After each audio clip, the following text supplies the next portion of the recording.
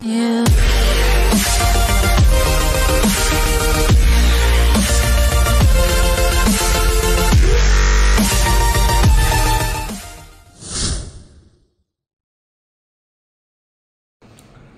ఓం నమో భగవతే వాసుదేవాయ.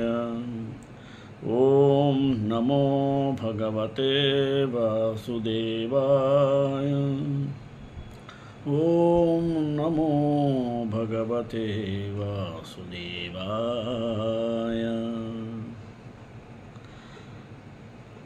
మనం మన భారతీయ సంస్కృతిలో గొప్పగా చెప్పుకోదగిన దాంట్లో ఏమి అంటే అనేకములైనటువంటి విశిష్టత సంతరించుకున్నటువంటి దేవాలయాలు. ప్రతి దేవాలయానికి దానికి తగినటువంటి చరిత్ర, వైభవము, వైశిష్ట్యము, ప్రత్యేకత ఉన్నది.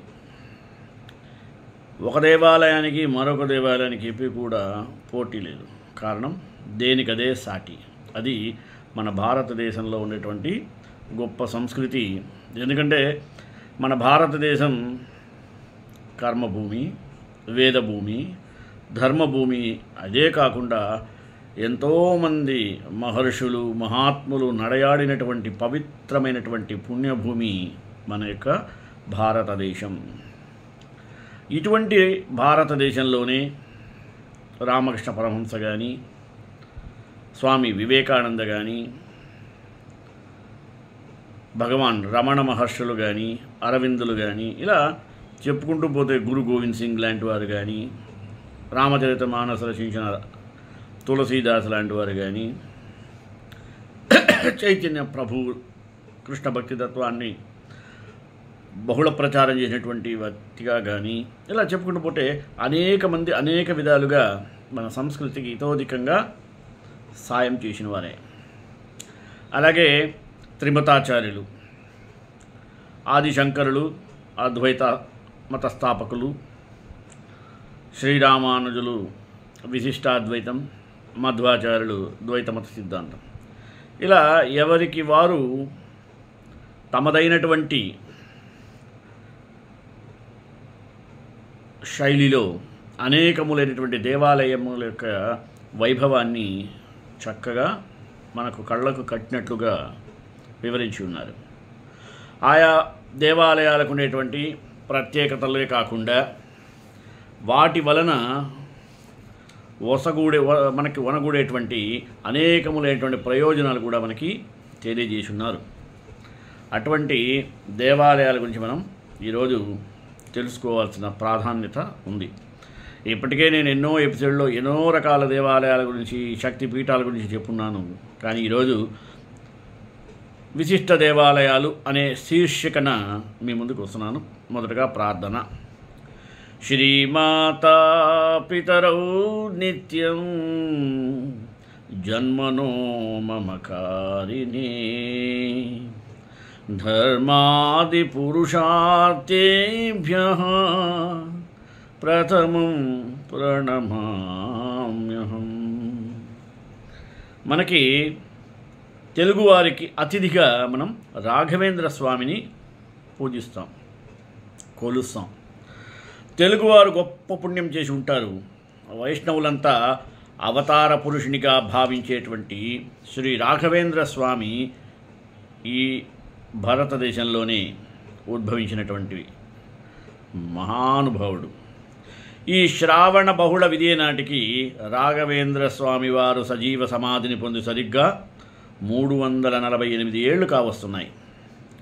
స్వామివారు 1595లో తమిళనాడులోని భువనగిరి అనే గ్రామంలో తిమ్మినబట్టు గోపికాంబ అనే దంపతులకు జన్మించారట. ఈ దంపతులు వెంకటేశ్వర స్వామి యొక్క భక్తులు కావడంతో తమ కుమారునికి మొదట వెంకటనాథుడు అని నామకరణం చేశారు. వెంకటనాథుడు అక్షరాభ్యాసం నుండే అన్ని రకాలైనటువంటి శాస్త్రాలను అవపోసన పట్టసాగాడు. 4 వేదాలతో సహా ఆధ్యాత్మిక లోకంలో విరుతికెక్కినటువంటి సకల గ్రంథాల మీద అతను పట్టును సాధించగలిగాడు. యుక్త వయసు వచ్చేసరికి తనకు తానే 10 మందికి బోధించే స్థాయిలో జ్ఞానాన్ని సముపార్జించాడు. వెంకటనాథుడు తన విద్యను ముగించుకుని ఇంటికి తిరిగి వచ్చేసరికి ఆయనకు సరస్వతీబాయితో వివాహం జరిపించారు వాళ్ళ ఇంటివారు. వారికి కూడా ఒక చక్కని కుమారుడు కలిగాడు. అయితే వెంకటనాథుడు ఆధ్యాత్మిక గ్రంథాలని కేవలం చదవలేదు సుమని, వాటిని మనసారా ఆకళింపు చేసుకున్నాడు. వాటిలో నిత్యం వినిపించేటువంటి మోక్షమనే పదం తన లక్ష్యం కావాలనుకున్నాడు. అందుకే కుంభకోణానికి చేరుకొని అక్కడ సుధీంద్ర తీర్థులు అనే పీఠాధిపతి వద్ద కొంతకాలం శిష్యరికం సాగించాడు. అటువంటి ఆ మహానుభావుడి గురించి మనం తెలుసుకుంటూ ఉంటే ఒళ్ళు పులకరిస్తుంది. వెంకటనాథుని యొక్క జ్ఞానము, వాదనా పటిమను చూసినటువంటి సుధీంద్ర తీర్థులు మిక్కిలి ముగ్ధులైపోయారు. ఒకానొక సందర్భంలో ఆయన కూడా వ్రాయలేకపోయినటువంటి ఒక ఘట్టాన్ని వెంకటనాథుడు పూరించాడట. ఆ సందర్భంగా గురువుగారు ఆయనకు పరిమళాచార్య అనే బిరుదును కూడా ఇచ్చి సత్కరించారు. ఇక సుధీంద్ర తీర్థునికి అవసాన దశ రాగానే తన వారసునిగా వెంకటనాథుడు తప్ప మరే పేరు స్ఫురించలేదు ఆయనకు. గురువుగారి వారసత్వాన్ని కొనసాగించేందుకు వెంకటనాథుడు సన్యాసాశ్రమాన్ని స్వీకరించాడు. తన ఇష్టదైవమైనటువంటి రాముని పేరు మీదుగా రాఘవేంద్ర తీర్థులుగా మారి గురువుగారి శ్రీమఠం బాధ్యతలను తలెత్తుకున్నాడు. స్వామివారు చాలా ఏళ్ల క్రితం వరకు కుంభకోణంలో శ్రీమఠాన్ని నిర్వహించి పిదప ధర్మ ప్రచారం చేస్తూ ఉత్తర దిక్కుగా బయలుదేరాడు. స్వామి ఒక్కో ఊరు దాటుతూ తన ఉపన్యాసాలతోనూ తర్కంతోనూ ప్రజలందరినీ కూడా భక్తి మార్గానికి మరలిస్తూ సాగారు. ఆ సందర్భంగా ఆయనకు గురు సార్వభౌమ అన్న బిరుదు వరించింది. ఇలా సాగుతున్నటువంటి స్వామివారు కర్ణాటక సరిహద్దులోని పంచముఖికి చేరుకున్నాడు. అక్కడ 12 సంవత్సరముల పాటు పంచముఖ ఆంజనేయుని ఉపాసించారట. ఆయన దీక్షకు మెచ్చి ఆ స్వామివారు పంచముఖి రూపంలోనే రాఘవేంద్ర స్వామి తీర్థులకు దర్శనమిచ్చారట. అక్కడి నుంచి స్వామి అదోనికి చేరుకున్నాడు. అప్పట్లో మసూద్ ఖాన్ అనేటువంటి ఒక ముస్లిం రాజు అదోనిని పాలించేవాడు. స్వామివారి మహిమలకు ముగ్ధుడైనటువంటి ఆ మసూద్ ఖాన్ తన రాజ్యంలో స్వామివారికి ఎలాంటి లోటు ఉండదని హామీ ఇచ్చాడు. స్వామివారు సాక్షాత్ ఆ ప్రహ్లాదుని యొక్క అవతారం అని భక్తుల యొక్క ప్రగాఢమైనటువంటి విశ్వాసం. అందుకు తగినట్లుగానే ప్రహ్లాదుని యొక్క రాజ్యంలోని భాగమని చెప్తారు.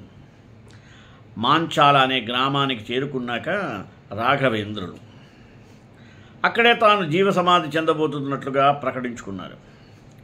1671 శ్రావణ బహుళ విధియ నాడు స్వామివారు సాలగ్రామాల తోడుగా వేదమంత్రాల సాక్షిగా సజీవంగా మాంచాల గ్రామంలోని బృందావనంలోకి ప్రవేశించారు. అదే ఇప్పుడు మనం మంత్రాలయం అనే పేరుతో పిలుస్తున్నాం. తాను బృందావనంలోకి ప్రవేశించినప్పటికీ 700 సంవత్సరాల పాటు జీవించే ఉంటానని ఆయన చెప్పారట. అందుకని ఇప్పటికి కూడా మంత్రాలయంలో స్వామిని సజీవమూర్తిగానే ఆరాధిస్తుంటారు. అందుకు సాక్ష్యంగా ఇప్పటికీ స్వాముల వారు పలు భక్తులకు దర్శనమిచ్చినట్లుగా చెబుతారు. బ్రిటిష్ వారు పాలించే సమయంలో కర్నూలు కలెక్టర్గా విధులు నిర్వహించినటువంటి సర్ థామస్ మన్రోకు కూడా స్వామివారు కనిపించినట్లుగా తెలుస్తోంది. మధ్వాచార్యులు స్థాపించిన ద్వైతమత సిద్ధాంతాన్ని ప్రచారం చేయడంలోనే రాఘవేంద్ర స్వామి తన జీవితాన్ని పూర్తిగా గడిపేశారు. కేవలం ప్రవచనాల ద్వారానే కాకుండా సుధా పరిమళం వంటి అనేక గ్రంథాలను రచించడం ద్వారా కూడా మధ్వ సిద్ధాంతాన్ని బలపరిచారు. జ్ఞానాన్ని పలికించడంలోనే కాదు సుమి, సరిగమలు వినిపించడంలోనూ స్వామివారి దిట్ట. ఆయన కనుక వీణ మోగిస్తుంటే ఒకానొక అనిర్వచనీయమైనటువంటి అలౌకికమైనటువంటి అనుభూతి కలిగేదట. ఇప్పటికీ మంత్రాలయంలోని ఆయన సన్నిధికి చేరుకున్న ప్రతి ఒక్కరికి ఇదే అనుభూతి కలుగుతూ ఉంటుంది. ఒకసారి వెళ్ళి చూసి రండి, అనుభూతిని పొందండి. తరువాత రెండవ దేవాలయం థాయిలాండ్లోని బ్రహ్మదేవుని ఆలయం. బ్రహ్మదేవుని పూజలు అందుకోరాదన్న భృగు శాపం ఉంది, మీ అందరికీ తెలిసి ఉంటుంది. అందుకనే మన దేశంలో బ్రహ్మదేవుని యొక్క ఆలయాలు చాలా తక్కువగా ఉంటాయి. దేశంలో ఉన్న 1-2 బ్రహ్మదేవుని ఆలయాల గురించి చాలా ప్రత్యేకంగా చెప్పుకుంటూ ఉంటాం. అలాంటిది ఎక్కడో థాయిలాండ్లో ఒక బ్రహ్మదేవునికి ఆలయం ఉందంటే గర్వించదగ్గ విషయమే కదా. అక్కడి భక్తుల విశ్వాసాన్ని చూరగొంటుందంటే ఎంత ఆశ్చర్యపడాలి. ప్రాం ప్రోం ఇది థాయిలాండ్ సంస్కృతిలో బ్రహ్మదేవుని పేరు. పరబ్రహ్మ అనే సంస్కృత శబ్దానికి ఇది వికృత పదం. పరబ్రహ్మం అంటే థాయిలాండ్ ప్రజలకు చాలా గౌరవం. వాస్తవానికి అక్కడి జ్ఞానం బౌద్ధాన్ని ఎక్కువగా నమ్మినప్పటికీ బుద్ధినితో పాటు ఇలా పరబ్రహ్మ వంటి దేవతలను కూడా పూజిస్తుంటారు. ప్రాప్రోంను పూజిస్తే సకల విధములైన శుభాలు కలుగుతాయని, సమస్యలన్నీ ఇట్టే తీరిపోతాయని థాయిలాండ్ వాసుల యొక్క ప్రగాఢమైనటువంటి విశ్వాసం. అందుకే థాయిలాండ్లో బుద్ధ విగ్రహాలు, దేవాలయాలు అక్కడక్కడ దర్శనమిస్తూ ఉంటాయి. వాటిలో ముఖ్యమైనది థాయ్ రాజధాని బ్యాంకాంగ్లో ఉండేటువంటి ఎరావన్ ఆలయం. విఘ్నాలను తొలగించేందుకు ఒక దేవాలయం. 1950లో థాయ్ ప్రభుత్వం ఎరావన్ పేరుతో ఒక ప్రతిష్టాత్మక హోటల్ నిర్మించి తలపెట్టింది. ఎరావన్ అంటే మరేదో కాదు, మన ఐరావతమే. ఐరావతం వైభవానికి చిహ్నం కాబట్టి బహుశా ఆ హోటల్కి ఆ పేరు పెట్టి ఉండొచ్చు. అయితే హోటల్ నిర్మాణం ప్రారంభమైనప్పటి నుంచి ఏదో ఒక విఘ్నం ఎదురవుతూ ఉంది. కూలీలకు గాయాలవ్వడం, ఖర్చులు పెరిగిపోవడం, నిర్మాణ సామగ్రి నాశనమైపోవడం, ఇలా అనేకములైనటువంటి విఘ్నంతో హోటల్ నిర్మాణం అసాధ్యంగా తోచింది. దానితో జ్యోతిష్యుల సలహా మేరకు థాయ్ ప్రభుత్వమే అక్కడ బ్రహ్మదేవుని యొక్క ఆలయం నిర్మించింది. ఆ తర్వాత హోటల్ నిర్మాణం నిర్విఘ్నంగా సాగిందట. 1987లో అక్కడి స్థలంలోనే హోటల్ నిర్మించిన ఎరావన్ ఆలయాన్ని మాత్రం యథాతథంగా ఉంచేశారు అక్కడే. ఇక్కడ భిన్నమైన ఆచారాలు థాయిలాండ్లో బ్రహ్మదేవుని ఆరాధన బౌద్ధుల ఆచారాలను తలపిస్తుంది. అంటే విగ్రహం ముందు ధూపం వేయడం, కొవ్వొత్తులు వెలిగించడం, కొబ్బరి పాలను నైవేద్యంగా అర్పించడం కనిపిస్తాయి. బ్రహ్మదేవుని ముందు ఏనుగు బొమ్మని పెడితే కోరుకున్న కోరిక నెరవేరుతున్నది అన్న విశ్వాసం కూడా వాళ్ళు ప్రబలంగా ఉంది. పరబ్రహ్మ సంగీతం అంటే ఇష్టమన్నది థాయ్ వాసుల యొక్క విశ్వాసము. అందుకే ఆయన ముందర థాయ్ సంగీతంతో కూడినటువంటి సాంప్రదాయ నాట్యం సాగుతుంటుంది.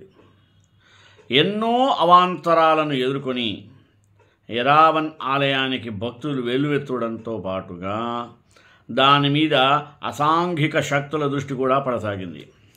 2006లో ఒక పిచ్చివాడు అక్కడ ముఖ్య విగ్రహాన్ని తునాతునకలు చేసి పారేశాడు. దాంతో మరొక విగ్రహాన్ని ప్రతిష్ఠించవలసి వచ్చింది. ఇక 2015లో అయితే దేవాలయం వద్ద ఒక భారీ బాంబు పేలుడు సంభవించింది. ఈ పేలుడులో విగ్రహానికి పెద్దగా నష్టం జరగపోయినప్పటికీ 20 మంది అమాయకులు ప్రాణాలను కోల్పోయారు. ఈ బాంబు దాడికి కారణం ఎవరో ఇప్పటి వరకు తేలకపోవడం విచిత్రం. ఎరావన్ ఆలయానికి ఎన్ని అవాంతరాలు ఎదురైనా అక్కడి బ్రహ్మదేవుని దర్శించుకునేందుకు వచ్చే భక్తుల వెల్లువలో మాత్రం ఏమాత్రం తేడా కానీ మార్పు కానీ రాలేదు. జీవితంలో ఎలాంటి సమస్యనైనా ఇక్కడి దైవం తీరుస్తుందని థాయ్ ప్రజల యొక్క ప్రగాఢ విశ్వాసం. ఆ నమ్మకానికి అనుగుణంగానే వారి జీవితాలు కూడా సాగుతున్నాయి. ఇక పంచభూతలింగాలు. పంచభూతాల ఆధారంగానే మనిషి జన్మ మనుగడ సాధ్యం. అలాంటి పంచభూతాలలో పరమేశ్వరుని దర్శించుకునేలా దక్షిణ భారతంలో 5 శైవ క్షేత్రాలు వెలిశాయి. అవి ఏందో తెలుసా? ఒకటి కంచి, పృథ్వీలింగం, శైవ క్షేత్రాలకు పెట్టింది పేరు తమిళనాడు. అందులోనూ కంచి గురించి ప్రత్యేకించి చెప్పాల్సిన పని లేదు. వందల సంవత్సరాలుగా కంచి ఒక ధార్మిక రాజధాని స్థాయిని అందుకుంది. అలాంటి కంచిలో సాక్షాత్తు పార్వతీదేవి మట్టితో రూపొందించి పూజించుకున్న లింగం ఏదైతే ఉందో దానికే పృథ్వీలింగం అని పేరు. ఒకానొక సమయంలో గంగమ్మ తల్లి ఆమెను పరీక్షించేందుకు ఉరుకులు పరుగులు తీస్తూ లింగాన్ని ముంచెత్తే ప్రయత్నం చేసిందట. అప్పుడు పార్వతీదేవి ఆ లింగాన్ని అలా హృదయానికి హత్తుకొని కాపాడుకుందని అందుకు నిదర్శనంగా అక్కడి లింగం మీద అమ్మవారి ఆభరణాలు గుర్తులు కనిపిస్తాయని చెప్తారు పెద్దలు. ఇక రెండవది ఆకాశలింగం. ఇది చిదంబరంలో మనం చూడవచ్చు. చిత్ అంటే జ్ఞానం, అంబరం అంటే ఆకాశం.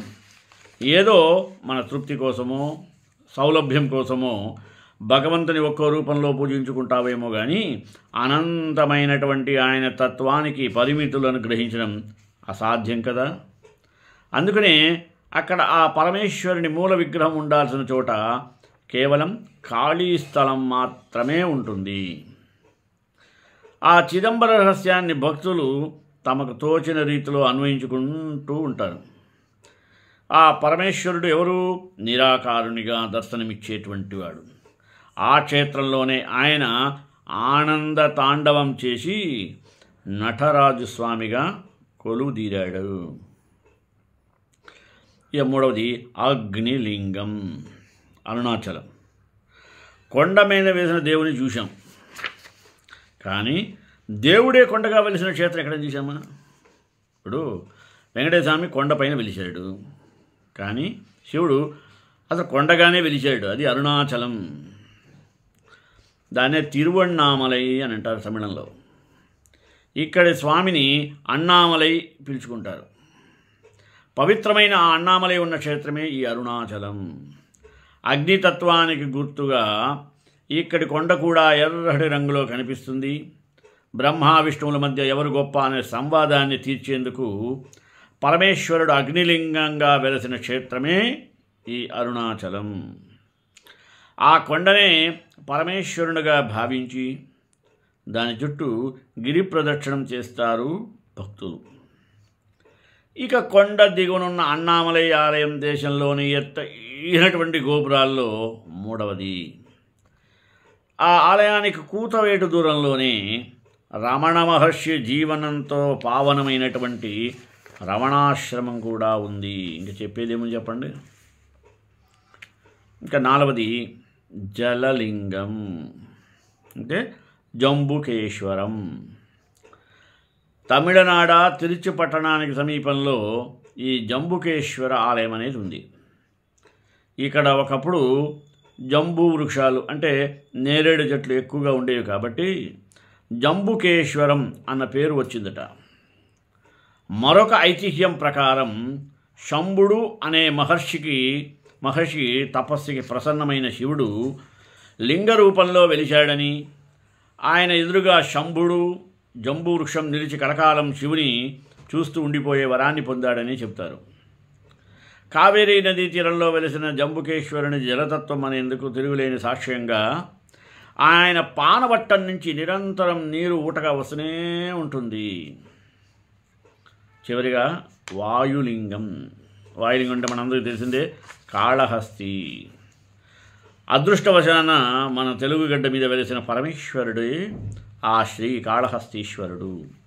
శ్రీ అంటే సాలెపురుగు, కాళం అంటే లింగము, అంటే కాళం అంటే సర్పము, హస్తి అంటే ఏనుగు. పూర్వం ఈ మూడు జీవాలు సాలెపురుగు, సర్పము, ఏనుగు ఇవి పరమేశ్వరుని ఆరాధనలో తరించాయి కాబట్టి ఈ క్షేత్రానికి ఆ పేరు వచ్చింది అంటారు. ఇక ఇక్కడ స్వామి కొరకు తన రెండు కళ్ళను పెకిలించుకున్న భక్త కన్నప్ప కథ అందరికీ తెలిసిందే కదా. దక్షిణ కాశీగా పేరొందిన ఈ క్షేత్రంలో రాహుకేతువులకు సంబంధించిన ఎలాంటి దోషమైనా పరిహారమైపోతుందనేది నమ్మకం. ఇక్కడి స్వామివారు వాయులింగం అనేందుకు నిదర్శనంగా గర్భగుడిలో లింగం ముందర నిలిపిన జ్యోతి మాత్రం రెప్పరెప్పలాడుతూ ఉంటుంది. ఇక తర్వాత దేవాలయం అనంతగిరి. ఇది పద్మనాభ స్వామి యొక్క ఆలయం. అనంత పద్మనాభ స్వామి అనగానే మనకు ఎక్కడో కేరళలో ఉన్నటువంటి ఆయన ఆలయమే గుర్తుకొస్తుంది.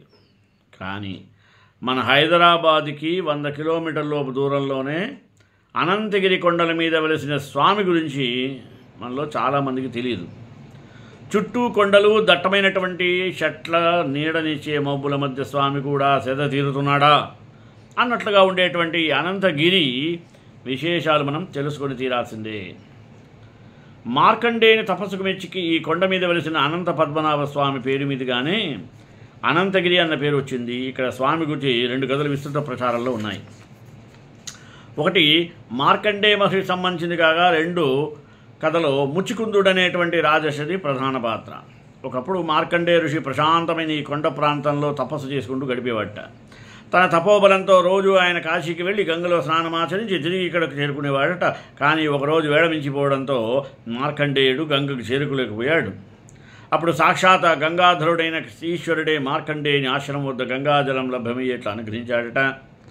అంతటితో తపోనిష్ఠుడైన మార్కండేయుని తపస్సుకి మెచ్చి అనంత పద్మనాభ స్వామి సాలగ్రామ రూపంలో ఆయనకు దర్శనమిచ్చాడు. స్థల పురాణం చెబుతుంది ఈ విధంగా. ఆ సాలగ్రామాన్ని ప్రతిష్ఠిస్తూ మార్కండేయ మహర్షి నిర్మించిన ఆలయమే ఈనాటి ఆలయానికి తొలి రూపమని చెప్తుంటారు. ప్రస్తుత ఆలయాన్ని మాత్రం 400 ఏళ్ల క్రితం నిజాం నవాబులు కట్టించారు అనేందుకు దాఖలాలు ఉన్నాయి. ఆనాటి ముచికుందం అనేదే ఇప్పటి మూసి. అనంతగిరి కొండలకు సంబంధించిన మరో కథ కూడా ఆసక్తిగా ఉంది. స్వామి ముచికుందుడు అనే రాజు మాంధాత కుమారుడు. దేవదానుల యొక్క మధ్య జరిగిన యుద్ధంలో ఆయన దేవత పక్షాన నిలబడి అరివీర భయంకరుడిగా పోరాడాడు. ముచికుందుని శౌర్యంతో దేవతలకు విజయం లభించినప్పటికీ సుదీర్ఘకాలం పోరు సల్పిన కారణంగా ముచికుందుడు అలసిపోయాడు. దానిలో తనకు సుదీర్ఘమైన నిద్ర కావాలని ఎవరైనా తనకు నిద్రాభంగం కలిగిస్తే వారు తన చూపులతో భస్మం కావాలని ఇంద్రుడి నుంచి వరాన్ని కోరుకున్నాడు. ఆ వరంతోనే అనంతగిరి కొండల మీద గాఢ నిద్రలో మునిగిపోయాడు. ఈలోగా కాలయవనుడు అనే రాక్షసుడు ప్రజల్ని పీడించడం మొదలుపెట్టాడు. రాజులు మొదలుకొని ఋషుల వరకు అందరినీ పీడిస్తున్న కాలయవనుడి కన్ను కృష్ణుని మీద పడింది. కృష్ణుని కాన్క ఓడించగలిగితే ఇక ముల్లోకాలకు తనకు తిరిగి ఉండదనుకున్నాడు కాలయవనుడు. అందుకని ఏకంగా కృష్ణుడి రాజ్యం మీదకే దండెత్తాడు. కానీ కృష్ణుడు సామాన్యమైన వాడా? తన చేతికి మట్టి అంటించుకోకుండా ఇటు ముచికుందుని శాపానికి సామాన్యులు భస్మం కాకుండా ఆయన ఒక ఉపాయాన్ని ఆలోచించాడు. కాలయవనుడు తన మీదకు దండెత్తి రాగానే పారిపోతున్నట్లుగా నటిస్తూ ఆ రాక్షసుడి అనంతగిరి కొండ మీదకి రప్పించాడు. ఆపై ముచికుందుడు నిద్రిస్తున్న గృహలోకి చేరి మాయమయ్యాడు. మరి గుహలోకి ప్రవేశించిన కాలయవనుడు శ్రీకృష్ణుడు అనుకుని ముచికుందుని మీదికి ఎగబడ్డాడు. ఇంకేం చెప్పండి. ముచికుందుడు కళ్ళు తెరవగానే కాలయవనుడు కాస్త బూడిదైపోయాడు. ఆపై ముచికుందునికి అనంత పద్మనాభ స్వామి రూపంలో సాక్షాత్కరించినటువంటి శ్రీకృష్ణ పరమాత్మ ముచికుందునకు ఈ భూమి మీద శాశ్వతంగా నిలిచిపోయేందుకు ఒక నదీ రూపంలో అక్కడి నుంచి ప్రవహిస్తాడని అనుగ్రహిస్తారు. ఆ ముచికుంద నదే నేడు క్రమేపీ మూసీ నదిగా మారిపోయింది. ఈ చూసి తెరవలసినటువంటి పుణ్యక్షేత్రం, 1000 సంవత్సరాల చరిత్ర, మహిమాన్వితమైనటువంటి స్థల పురాణం, ఆహ్లాదకరమైనటువంటి వాతావరణం. మరి ఒక పుణ్యక్షేత్రాన్ని చేసేందుకు మరేం కావాలి చెప్పండి. అందుకే అనంతగిరికి భక్తుల తాకిడి నానాటికి పెరుగుతుంది.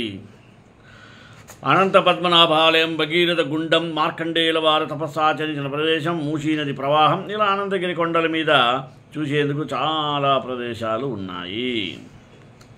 ఇక పోతే సింగపూర్లోని పురాతన దేవి ఆలయం ఒకటి ఉందట.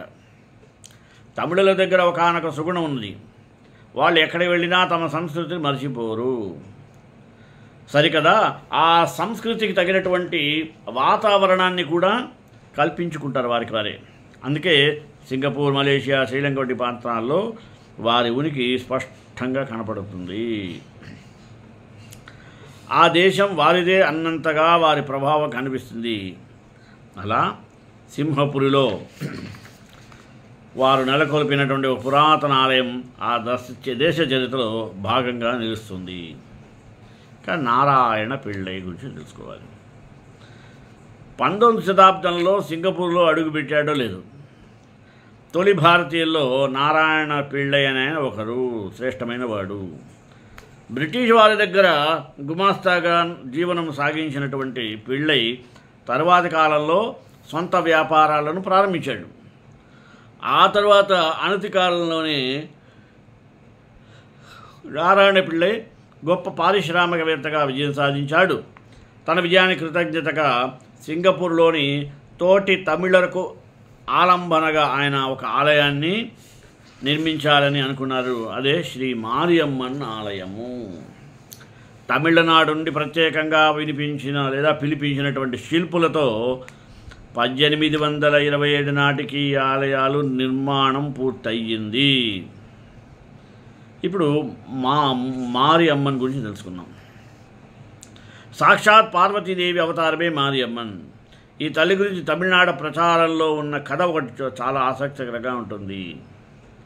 ఏందయ్య, ఒకవైపు తమిళ ప్రాంతాన్ని వల్లభుడనే రాజు పాండ్యం పరిపాలించేవాడు. అతడు మహాక్రూరాతి క్రూరుడు. ఆ వల్లభునికి పుట్టే బిడ్డ కనుక నేలకు తగిలితే ఈ భూమి సర్వనాశనం అయిపోతుందని అక్కడ జ్యోతిషులు చెబుతారు. కానీ దానితో అలా జరగకుండా తన భార్యకి ప్రసవం చేయగల మంత్రసాని కోసం వల్లభుడు చూస్తుండగా పెరియాచి అనే స్త్రీ కనబడుతుంది. రాజు కోరినట్లుగానే ఆమె రాణిని తన ఒళ్ళో ఉంచుకొని జాగ్రత్తగా ప్రసవం చేస్తుంది. దుష్ట శిక్షణ. బిడ్డ ప్రసవం జరిగిన తర్వాత ఆమె హతమార్చేయవలసిందిగా ఆదేశించడంతో ఆ రాజు కోపగించుకునేటువంటి పెరియాచి రాజుని ఉపసింహరింపజేస్తుంది. ఆమె అడ్డుకోబోయిన రాణికి కూడా పెరియాచి చేతిలో చావు మూడుతుంది అనుకున్నారు అందరూ. ఇంతటి దుష్ట శిక్షలు జరుగుతున్నప్పటికీ పెరియాచి తన చేతిలో ఉన్నటువంటి బిడ్డను నేలని తాకకుండా పైకెత్తి పట్టుకునే ఉంటుంది. ఆ తరువాత మరి వల్లభుడి పీడ నుంచి ప్రజలు విముక్తి చేసేందుకు ఆవిర్భవించినటువంటి పార్వతీదేవి పెరియాచి అని భక్తుల యొక్క ప్రగాఢమైనటువంటి నమ్మకం. ఆ పెరియాచినే మారియమ్మన్ అనే పేరుతో వారు పూజిస్తుంటారు. పెరియాచి యొక్క కథ రక్తము నేల మీద పడకుండా అంధకాసురుడు అనే రాక్షసుడు దేవతలను వధించినటువంటి గాథను గుర్తుకు తెలుస్తాడు. ఇప్పుడు తల్లి బిడ్డల పాలిట దైవం. కడుపులో ఉన్నటువంటి బిడ్డలకి 9 మాసాల పాటు ఎలాంటి అవాంతరం లేకుండా లేదా రాకుండా ఉండేందుకు ఈ మారియమ్మన్ ఆ తల్లిని భక్తులు పూజిస్తారు. ఇక ఆయన ఆడబిడ్డ బయటకు వచ్చిన తరువాత అతనిని క్షేమముగా చూడమంటూ వేడుకుంటారు. అందుకొరకు బిడ్డ పుట్టినప్పటి నుండి కొన్ని రోజులకే అతని దగ్గరలో ఉన్నటువంటి మారియమ్మన్ ఆలయానికి తీసుకువెళ్ళి బిడ్డ ఆమె యొక్క ఆలయానికి దగ్గరలో ఉండేటువంటి ప్రదేశంలో ఆయన పాదార విందాల దగ్గర తల నుంచి నమస్కరిస్తారు. అంతేకాదు సుమి, సంతానము లేనటువంటి దంపతులు కూడా మారియమ్మను పూజించినట్లయితే సంతాన భాగ్యం కలుగుతుందని భక్తుల యొక్క విశ్వాసం. ఇక సింగపూర్లో ఉండే ఆలయ ప్రత్యేకత చూసిద్దాం. మారియమ్మన్ ఆలయం సింగపూర్లోనే ఉంది. అతి పురాతనమైన హిందూ ఆలయంగా చాలా ప్రసిద్ధి పొందింది చెప్పుకున్నాం కదా. అలాగే పొట్టలు చేసి పట్టుకొని సింగపూర్కి చేరుకునేటువంటి భారతీయులు తమ పనికి దొరికేదాకా ఇక్కడే తలదాచుకునేవారు. సింగపూర్లో ఉన్నటువంటి మన భారతీయులందరూ కలుసుకునేందుకు సాంస్కృతిక కార్యక్రమాలను నిర్వహించేవారట. పండుగలను వైభవంగా జరుపుకునేవారు. ఈ ఆలయం వద్ద ఒక వేదిక ఉంది. ఒకప్పుడు సింగపూర్లోని తమిళులు మరి వివాహం చేసుకోవాలన్నా ఈ ఆలయానికి వచ్చి చేరేవారు. ఆలయం తీరు కనుక మనం చూసినట్లయితే ఒక ప్రత్యేకత ఉంటుంది. సింగపూర్లోని మారియమ్మన్ ఆలయానికి పలుమార్లు మార్పులు చేర్పులు జరిగాయి. అయితే ప్రస్తుతానికి ఈ ఆలయం 6 అంతస్తుల గోపురంగా విశాలమైనటువంటి అంతస్తుల దక్షిణ భారతీయ ఆలయాన్ని పరితపింపజేస్తూ ఉంటుంది. ఇక్కడి ప్రధాన దేవత అయినటువంటి మారియమ్మన్ త్రిశూలము డమరుకం వంటి ఆయుధాలను ధరించి ప్రసన్న వదనము ధరించి ఇదే ఆలయంలో ఆ ద్రౌపదీదేవి మనకి తారసపడటం జరుగుతుంది. సరే, ద్రౌపదీదేవికి కూడా ఆ ఒక విగ్రహం సబబు కనుక అక్కడ మరొక విశేషంగా ఈ ముందు ఉంది. ఆలయం గోపురాల మీద ఆలయం లోపల రకరకాలైనటువంటి మాటలు సూక్తులు మనకి కనబడతాయి. రాముడు కుమారస్వామి సాక్షాత్ శ్రీకృష్ణ భగవానుడు అని, పాండవుల వంశాన్ని విగ్రహాలన్న స్వామి శ్రీకృష్ణుడు పాండవులను విగ్రహాలుగా పూజించడంతో పాటు మానసికమైనటువంటి భక్తిని పెంపొందించుకునేవాళ్ళు. ఒక్క మాటలో చెప్పాలంటే ఈ ఆలయం దక్షిణ భారతదేశానికి సంసిద్ధంగా కనిపిస్తుంది. అందుకే సింగపూర్ ప్రభుత్వం ఈ ఆలయాన్ని జాతీయ కట్టడంగా మరి గుర్తించింది అంటే ఎటువంటి సందేహం లేదని తెలియజేసుకుంటూ శ్రీకాంతాయ కళ్యాణ శ్రీ వెంకటనివాసాయ శ్రీనివాసాయ మంగళం మంగళాసారపదే మదాచార్య సర్వేశ్వర ఆచార్య సత్కృతాయాస్తు మంగళం.